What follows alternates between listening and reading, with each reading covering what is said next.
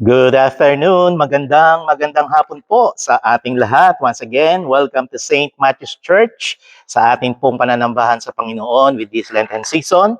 At ating pong ikinakamusta ang ating mga mahal sa buhay, our brothers and sisters, and all our friends and relatives na makakasama din po natin sa ating pong YouTube channel. God bless your heart. Shall we prepare our hearts as we worship God in spirit and in truth? Awitin po natin for our opening song, Rooftop. Shall we all rise as you wish? Let us sing Rooftop.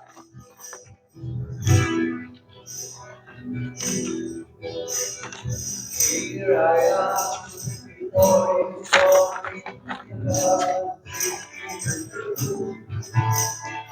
knowing that perfect grace has come into this place. Because of you, freely live. It's you, oh God, I give. So I stand for you, God. I lift my voice 'cause you set me free.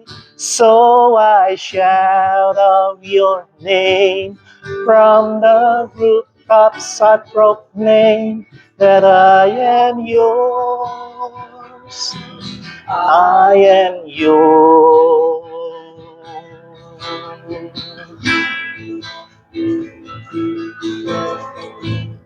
The good you've done for me, I lift my hands for all to see.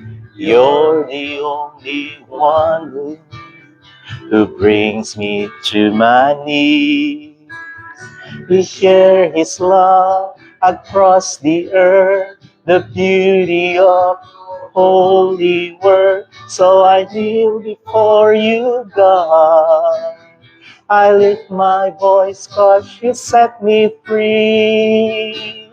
So I shout out your name from the rooftops. I proclaim that I am yours. I am yours. All that I am, I place it to your loving hands, that I am yours. I am yours. Here I am, Lord. Here I am, I stand, with arms wide open, the one, the Son, the everlasting God. The everlasting God. Here I am, I stand, with arms wide open to the one, the Son, the everlasting God.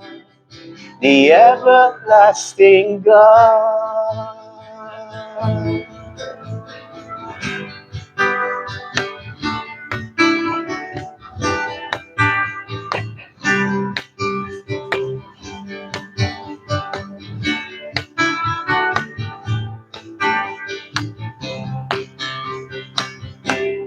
So I shout out your name from the rooftops. I proclaim that I am yours.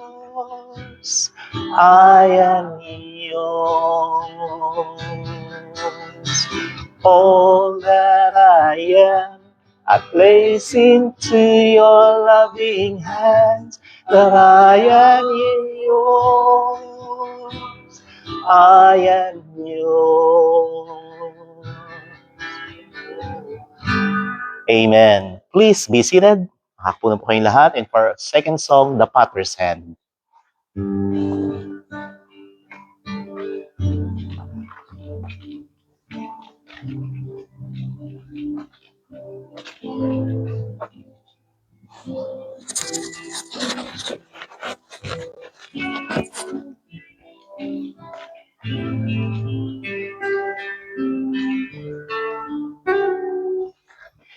Beautiful Lord, wonderful Savior, I know for sure all of my days are held in your hand, crafted into your perfect plan. You gently call me into your presence, guiding me by your Holy Spirit. Teach me, dear Lord, to live all of my life through your eyes. I'm captured by your holy calling. Set me apart. I know you're drawing me to yourself. Lead me, Lord, I pray. Take me, mold me, use me, fill me. I give my life the Father's hand. Call me, guide me, use me, walk beside me. I give my life to the Father's hand. You gently called me, Lord. You gently called me into your presence, guiding me by your Holy Spirit. Give me, Lord.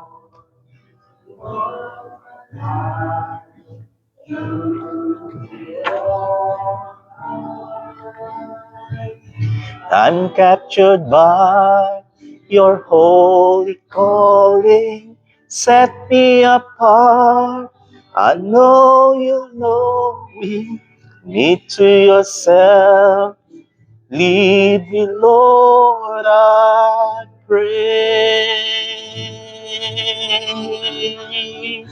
Take me and mold me.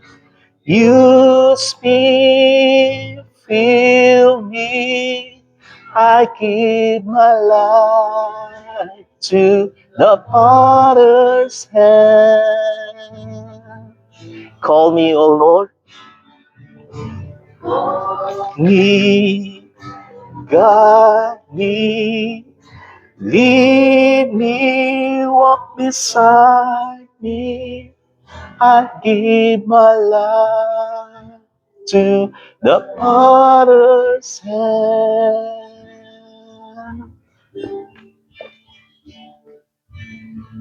Glory, amen. Shall we proceed with our program for today's Sundays? And in the name of the Father, and of the Son, and of the Holy Spirit, amen. Jesus himself bore our sins in his body on the tree, that we might die to sin and live to righteousness.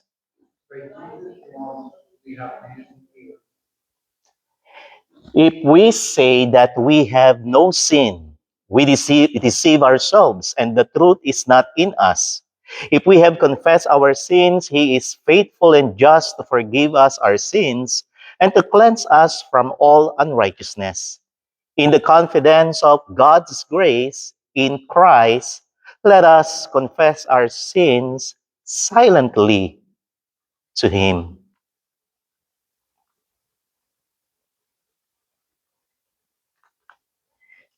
Saint John, speaking by the Holy Spirit, promises that if anyone sins, we have an advocate with the Father, Jesus Christ, the righteous. Jesus is the propitiation for our sins, and not for ours only, but also for the sins of the whole world. Amen. Being justified in faith, we have peace with God through Jesus Christ. And the peace of Christ be with you always and also with you. By this time, awitin po natin mga kapatid ang ating Tagalog song. Halina't sama-sama, purihin natin siya. Amen? Everybody now, halina. Halina't sama-sama, purihin natin siya. Halina't sama-sama, awitan natin siya. Ipalakpak, ipalakpak ang iyong kamay. Itaas at ikaway, lahat ay magsabing Diyos ay buhay. Ipalakpak ang iyong kamay. Ipalakpak ang iyong kamay. Itaas at ikaway, lahat ay magsabing Diyos ay buhay. Please rise for the reading of the word. Hallelujah, Lord, you shall be known. You have the words of eternal life. Hallelujah.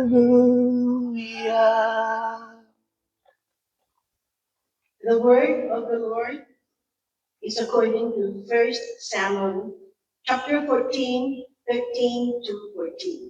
Glory to you, O Lord. You acted foolishly, Samuel said. You have not kept the command the Lord your God gave you.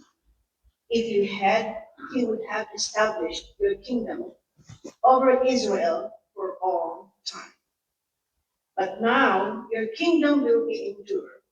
The Lord has sought out a man after his own heart and appointed him leader of his people, because you have not kept the Lord's command.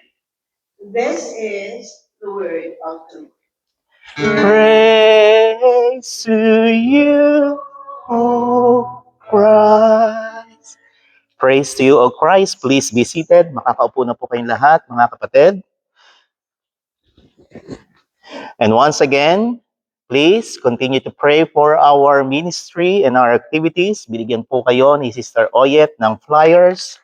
Write this one, and some of the informations ay nakalagay na po dito. And for our friends and relatives and loved ones, our brothers and sisters in Christ, first, our March mission project is collecting new underwear for Home Again, Los Angeles. Ito pong Home Again, mga kapatid, Los Angeles ay nakabase po right here in the city of Burbank. And some of the items, nakasalista na po dito, please check it in your flyers. And also for the Holy Week schedule, nasa kabilang banda po ay nakalagay na po ang ating mga dates. We'll start on April 2nd, Holy Thursday, and April 3rd for the Good Friday services. And also Easter Sunday will be April 5. So please mark it down on your calendar as we continue to ring out the gospel of our Lord Jesus Christ. Amen? By this time po, let us prepare our hearts mula po sa mensahe ng Panginoon sa atin sa hapon na ito. And God has something for you and for me and to all our brothers and sisters na makakasama po natin sa ating pananambahan. Now here we have the word David, a man after God's own heart. Yung expression pong ito, mga kapatid, ay minsan napapakinggan na po natin throughout the preaching. Ang sabi po, David, a man after God's own heart. Kaya ka pala sa panahon ni David, di ba? Ang ibig sabihin pala noon ng Diyos, a man after God's own heart. Kaya kung may anak ka, pangalan David, ang puso daw na malapit sa Diyos. Kaya si David, yung second son namin. Di ba? Yun ang ibig sabihin ng David. Si Daniel naman, prophet. Isang character din yun sa Bible, di ba? Si Darrell, ewan ko kung saan sa Bible. Pero lingkod din ng Diyos. What I'm saying, David, tingnan po ninyo, bakit sinabi ng Diyos, a man after God's own heart? Minsan nagtataka kayo, bakit tinawag siya na a man after God's own heart? Mga kapatid, one of the most remarkable statements in the Bible is when God described David as a man after God's own heart. Alam po ninyo, in the New Testament, binanggit din po yung kataga na yan. Lista ninyo, Acts chapter 13 and in verse 22. Ang sabi po sa talata, Acts 13, I had found David, the son of Jesse, what? A man after my own heart who will do all of my will. Kaya pala, gagawin daw at susundin ni David yung kautusan at yung gawain ng Panginoon. So church, kapatid, what makes a statement it is amazing is that David was not a perfect man. Si David naman po ay hindi siya perfectong tao. As you know, who is David in the Old Testament, right? Bilang tao, nagkakamali tayo, right? Now, tingnan natin, sino ba si David sa Old Testament? David failed morally. Di ba nagkasala siya kay Bathsheba? At sa asawa niya si Uriah, ipinapatay niya doon sa battle? So, hindi perfecto si David. David failed morally. Second thing po, David made serious mistakes. Ano yun? Sa pagpatay sa asawa ni Bathsheba, si Uriah. And we know the rest of the story, he faced seasons of weakness. May kahinaan din po siya. Yet, balikan natin yung ating topic, he still called him what? A man after God's own heart. So the question ng mga kapatid, we must ask today, what made David a man after God's own heart? What made him that made? First, tingnan po ninyo mga kapatid. David had a heart that sought the Lord. Yun po ang pinakamahalaga. May puso si David na hinahanap niya ang Diyos. Amen? Hindi siya magpapatumpik-tumpik at hindi siya magpabaliwala when it comes to the work of the Lord. When the prophet Samuel, mga kapatid, si Propeta Samuel, went to Jesse's house to anoint the next king, David wasn't even invited for the gathering. Alam po ninyo ang nangyari sa 1 Samuel chapter 16? Nung kung saan si King Saul ay papalitan na ng Panginoon at maghahalal na ng Diyos ng susunod na hari, hinanap niya doon sa mga anak ni Jesse. And at sabi po ni Prophet Samuel, Jesse brought all of his sons, older son. Bunso ho kasi si David.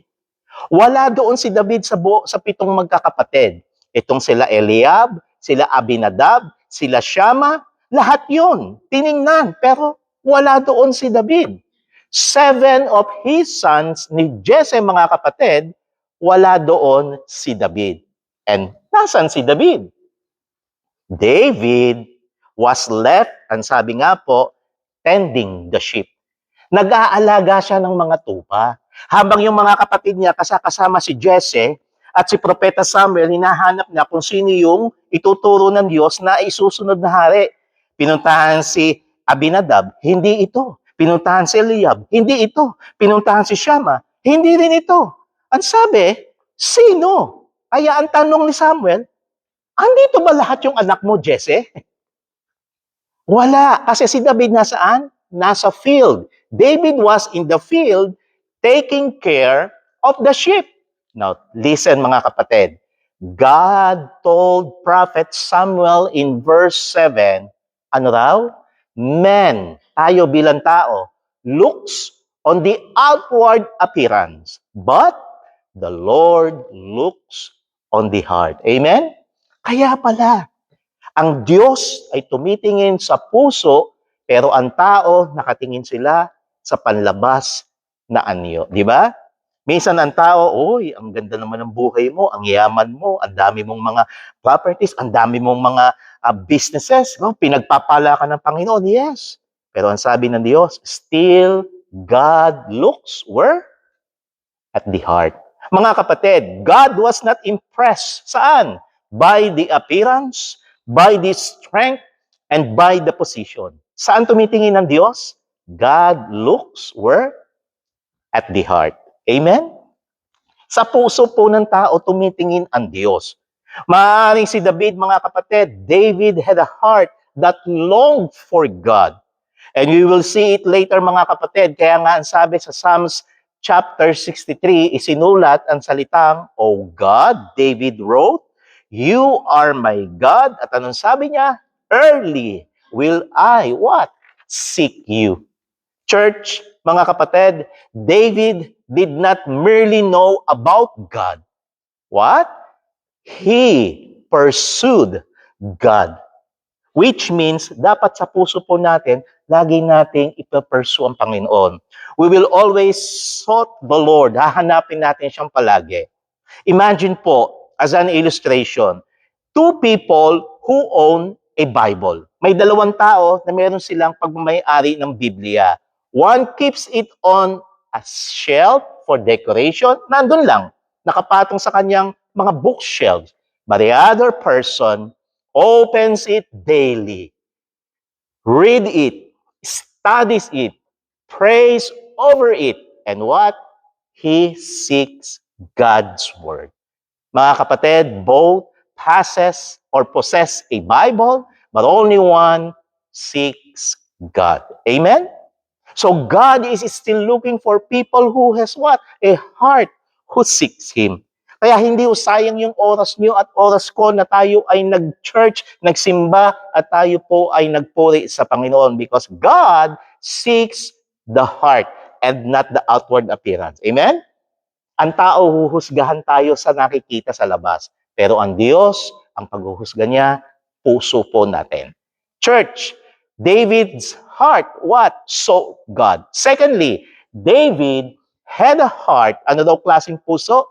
That trusted God. Mahalaga po yung magtiwala palagi sa Panginoon. David's faith is most clearly seen in his encounter with Goliath. We know that big story that happened. David and Goliath, right? The story is in 1 Samuel chapter 17. It shows here a giant warrior by the name of Goliath. Na kung saan, mga kapatid, Goliath intimidating the Israelites, the army Israel for how many days? 40 days. Ini-intimidate po ni Goliath. Okay? Tinatakot niyang mga Israel. And no one was willing to fight with him. Sino po ang merong tinatawag na kalakasan at katatagan para humarap dito sa isang Goliath na ito? A giant? David said in 1 Samuel 17, verse 37, The Lord, sabi ni David, delivered me from the paw of the lion and from the paw of the bear, and He will deliver me from this Philistine. Yun po ang namutawi sa bibig ni David, mga kapatid. Kung papaanong iningatan ko ang mga tupa, ang sabi niya, at iniligtas ko sila sa bibig ng mga bear at sa bibig ng mga lion, sabi ni David, gayon din naman, ililigtas ako ng Panginoon ko kay Goliath na ito. Mga kapatid, napansin po ninyo ang pagkakaiba. Ang sabi nga po, David didn't trust his armor. Maliit lang si David. David didn't trust his weapon. And David didn't trust his experience. Anong pinagtiwalaan niya? David trusted God. Amen?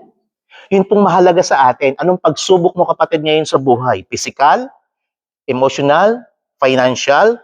Anumang klaseng pagsubok o trials or problema po natin ngayon, mga kapatid, like David, we need to trust the one who is our God.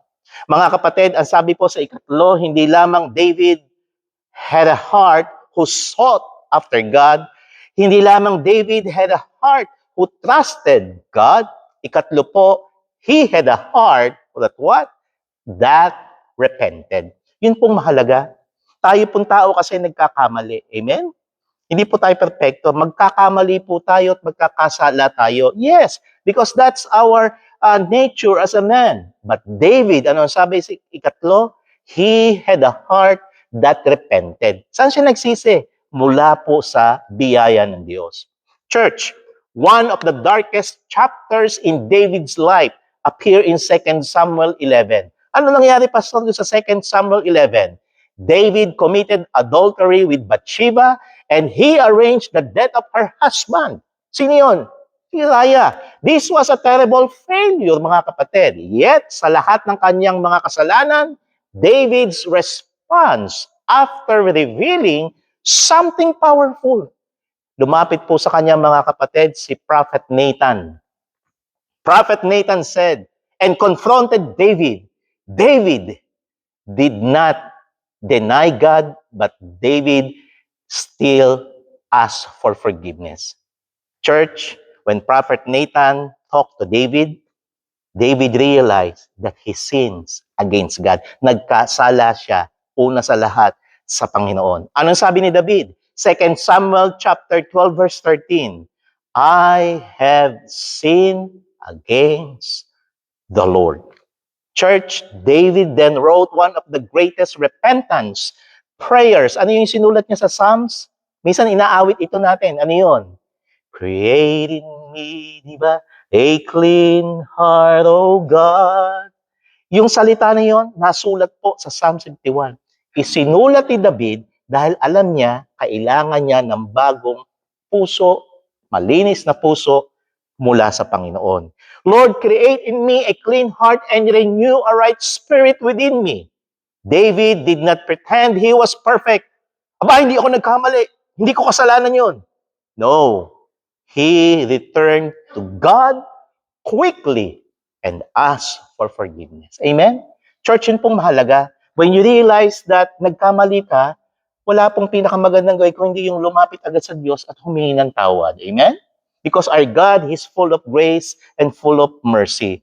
Being a person after God's heart does not mean we never fail. Hindi po ibig sabihin hindi tayo magkakamali. It means when we fail, we run back to God rather than running away from Him. Then lastly, David had a heart that what? That worship God. Amen? David is known as the sweet psalmist of Israel. Marunong pong tumugtog si David. He wrote many of the songs in the book of Psalms. Mga kapatid, whether in victory or whether in trouble, David still worship his God. Psalms 34 verse 1, what it says, I will bless the Lord at all times. His praise shall continually be in where? In my mouth. Which means David worshiped as a shepherd, as a warrior, as a king, and even during his trials and suffering. Church, David's heart was always turning toward to God. Palagi siyang lumalapit at nagbibigay siya ng paanyaya muli na sa Panginoon, tulungan po ninyo ako. Yes, David was not perfect, but he possesses qualities that please God. Yun pong mahalaga kay David eh. He possesses qualities that please God. Ano yun? David had a heart that sought God. He had a heart that trusted God. He had a heart that repented. Nagsisisi siya, and it is quickly. And he had a heart that worshiped deeply. That is why God could say, David, a man after God's own heart. Mga kapatid, God is still searching for heart like David. The question po, sa araw sa atin ngayon, the question today is not, are you perfect? No. Kapatid, the question is, are your heart pursuing God? Because the greatest thing God can say about a person is this. They are what? A person who, sabi po mga kapatid, after my own heart. Mga minamahal, like David, o pwede po tayong baguhin ng Panginoon kung nahayaan natin siya sa buhay natin. Amen? Shall we all pray? Manalangin po tayo. Our Heavenly Father, once again, we thank you, O God, for your word today. And we thank you for reminding us that through the story of David and the giant Goliath, that there is no giant that is greater than our God. Lord, many of us come into this place carrying battles in our hearts. Some of us are facing giants of fears, giants of sickness, discouragement, and giants of financial struggles, problems in our families. But today, O God, we declare that in the battle belongs to you. Give us the courage to stand firm, O God, and help us to trust you more than we trust our fears. Father, we ask that you would go before us, fight our battles, guide our steps, and fill all of us with our bold faith that comes in you. And Lord, may every giant that rises against your people fall into the name of Jesus. We give you all the glory, honor, and praise. In the mighty name of Jesus Christ. Amen. Shall we sing Ama Namin?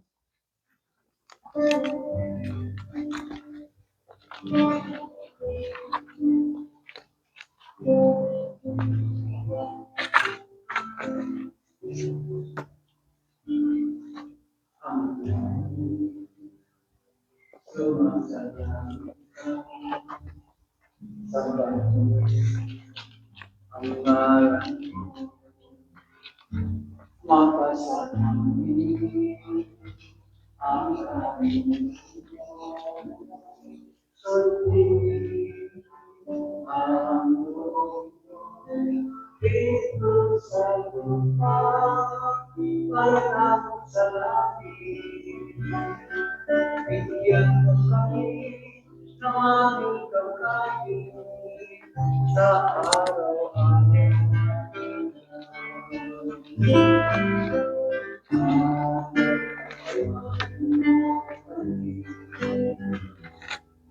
Sa aming mga sasakit, parang nagkakatawag namin. Sa nagkakasama sa amin. At huwag mo kami ipahintulot sa tukso. Iadya mo kami sa lahat ng masama.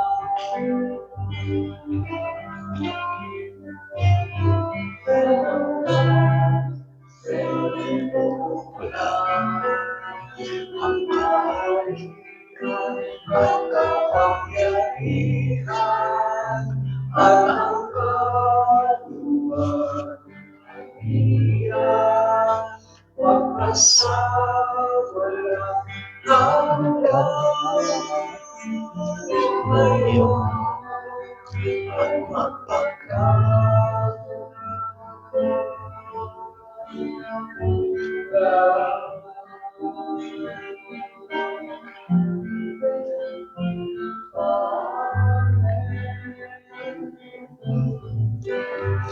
Amen. By this time, we will proceed with the gathering of our gifts and with our offering. God bless each and every one. Shall we sing, Give Thanks with a Grateful Heart?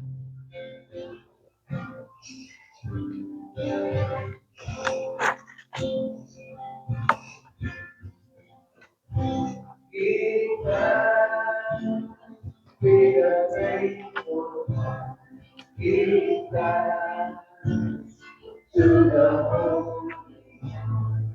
Give thanks because His given Jesus Christ. His Son. Give thanks with a grateful heart. Give thanks to the Holy One. Give thanks because He's given Jesus Christ, His Son, and now,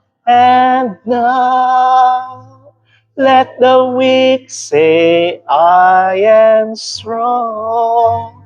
Let the poor say, I am rich because of what the Lord has done for us. And now, Let the weak say, I am strong. Let the poor say, I am rich because of what the Lord has done for us. We give thanks. Yes, O Lord, we give you all the glory and thanks. We give thanks. And all the people will say, we give thanks. Amen. Ang bawat isa po mga kapatid ay may kalayaan tumanggap ng tinapay at salo ng Panginoon. And for our Eucharistic prayer, in the night in which He was betrayed, our Lord Jesus took bread and He gave thanks. He broke it and gave it to His disciples, saying, take and eat. This is my body which is given for you. Do this for the remembrance of me. And again after supper, he took the cup and gave thanks and gave it for all to drink, saying, this cup is the new covenant in my blood, shed for you and for all of the people for the forgiveness of sins. Do this for the remembrance of me. Amen. Mga minamahal, tanggapin po natin ang tinapay at salo ng Panginoon sa linggong ito.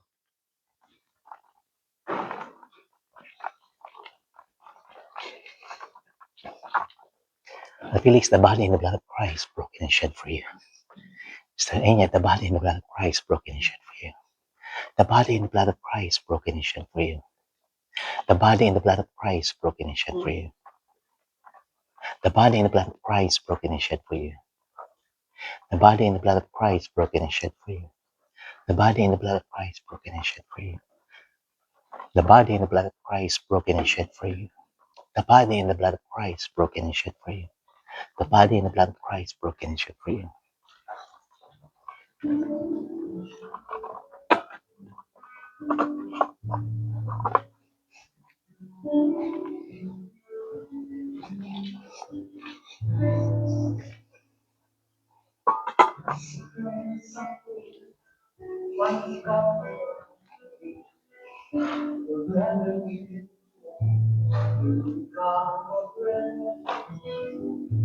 Surely all people from all the earth,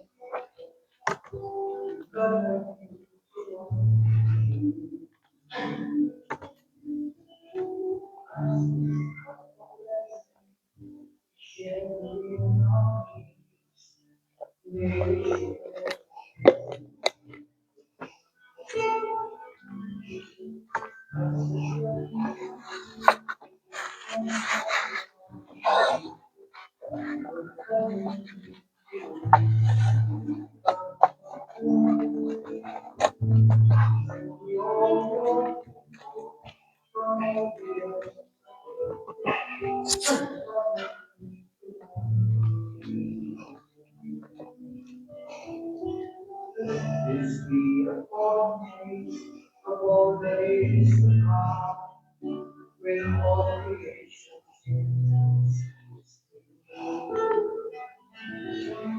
Christ the Prince of Peace was coming on, coming to one, come all people from all the ends of the earth, coming to one.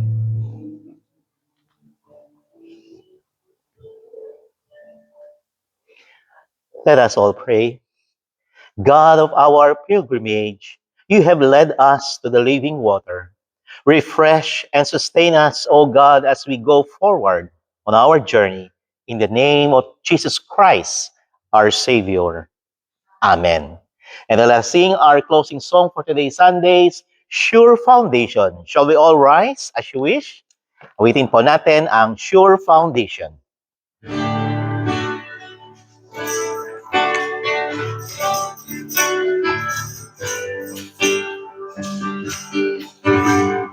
Lord,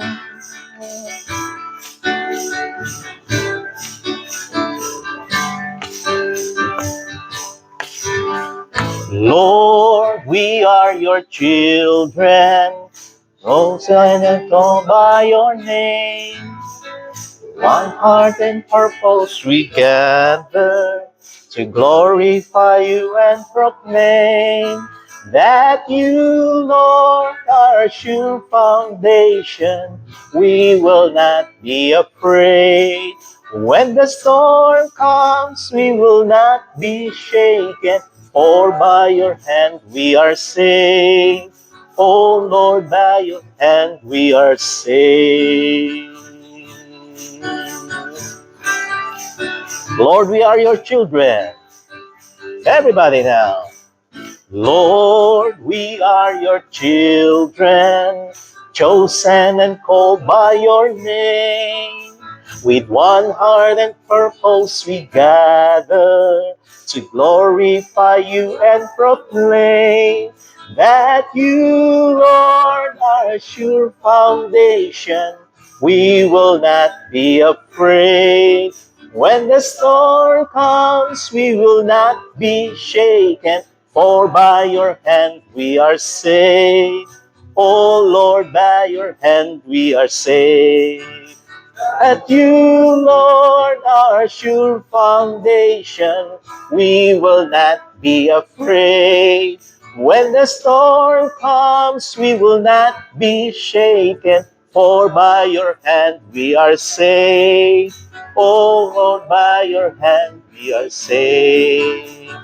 Lord, by your hand, Lord, by your hand, we are saved. Saved only in the arms of Jesus. Glory, amen. Thank you, Lord. God bless each and everyone. See you at the chapel. Amen.